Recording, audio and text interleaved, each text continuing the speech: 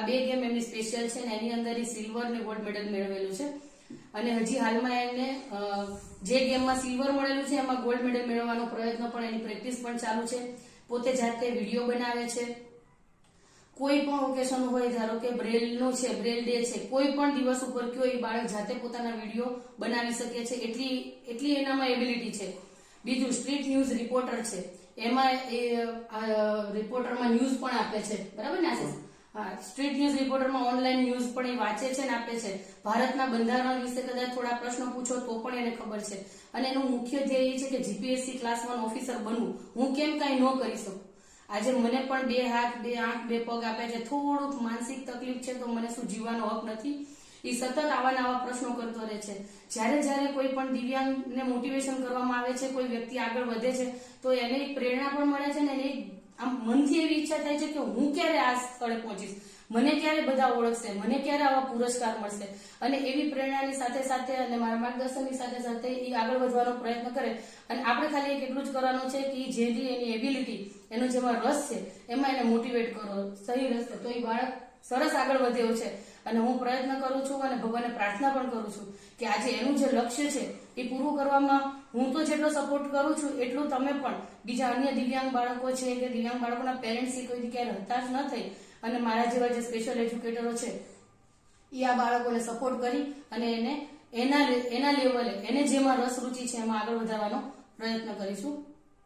આભાર દીપાલીબેન, તમે આશીષભાઈનો બહુ સરસ પરિચય આપ્યો અને વાલીઓને તમે તમારા વિચારોથી પ્રેરણા આપી છે.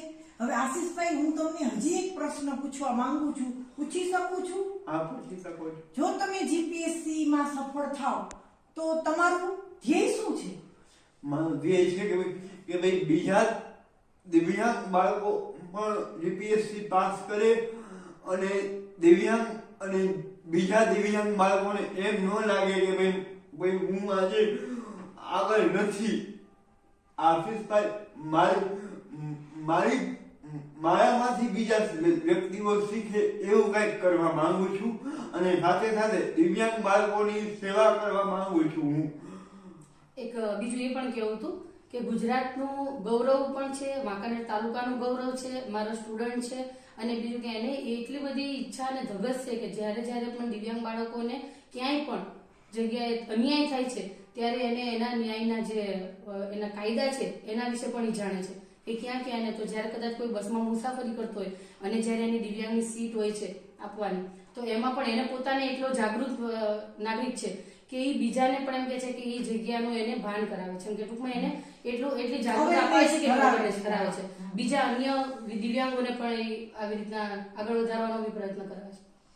આશીષભાઈ, તમે તમારું આજે આ મુલાકાત છે, તમારા જેવા કેટલાય દિવ્યાંગ બાળકના પેરેન્ટ્સ અને દિવ્યાંગ ટીચર્સ જોઈ રહ્યા છે, તો તમારો અંતિમ સંદેશ શું હશે?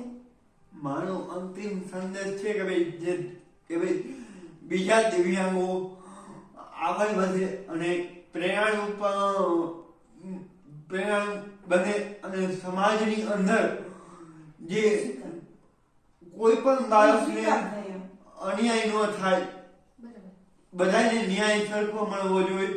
જે આપણું જે સૂત્ર છે બંધારણનું સત્યમેવ જયતે, એના ઉપર એનું મિનિંગ એ થાય છે કે ભાઈ સત્ય હોય છે એ આગળ વધી શકે છે અને એનો જ વિજય થાય છે. સત્યમેવ જયતે જે સૂત્ર રાષ્ટ્રીય સૂત્ર છે એ સૂત્રને ધ્યાનમાં રાખી અને હું કામ કરું છું.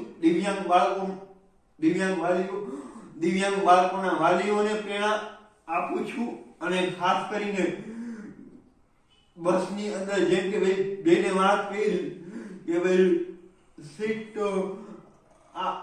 આપવાનો હોય, ગમે એવી પોઝિશન હોય મારી, પણ દિવ્યાંગ બાળક ક્યાંય કોઈ પણ દિવ્યાંગ બાળકને અન્યાય ન થાય એ માટે હું આગળ વધવા માંગુ છું. થોડી હજી વાત કરવી હતી કે આપણે માનસિક દિવ્યાંગ જોયું, પણ માનસિક દિવ્યાંગ 80% ક્ષતિ ધરાવે છે. આશીષ, જ્યારે એનો પરિચય મેં 2010 ની અંદર એને ફર્સ્ટ વાર જોયો ત્યારે એના મોઢામાંથી એટલી બધી લાળ પડતી હતી.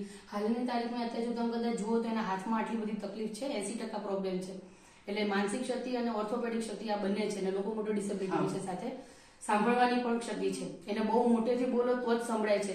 એટલે આવી ઘણી બધી ક્ષતિ છે. એને આઈ ટુ એન્ડ જે તમારું જે આઈ કોર્ડિનેશન કે એમાં પણ ઇન્ટરનેટ એટલું બધું નથી કરી શકતો આંખને પણ, છતાં પણ એ આટલી બધી ક્ષતિની સાથે જે આગળ વધી રહ્યો છે, એ લેપટોપ જાતે યુઝ કરી શકે છે, ગૂગલમાંથી સર્ચ કરી શકે છે, એટલે નોલેજ પણ એટલું બધું છે. એટલે જો મારે સરકારને પણ એ કહેવું છે કે જો એવું કહેતા હોય કે અંધ બધું કરી શકે, અંધ વ્યક્તિ છે જે નથી દેખી શકતા પણ એ બધી જગ્યાએ એને અનામત સીટ મળે છે, તો દિવ્યાંગ શું કરી શકે? તો હું આજે એ કહેવા માંગુ છું કે દિવ્યાંગ આ કરી શકે.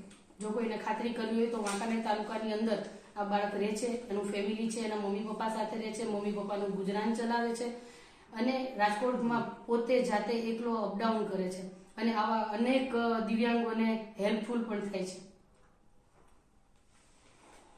આભાર આશીષભાઈ. નમસ્તે.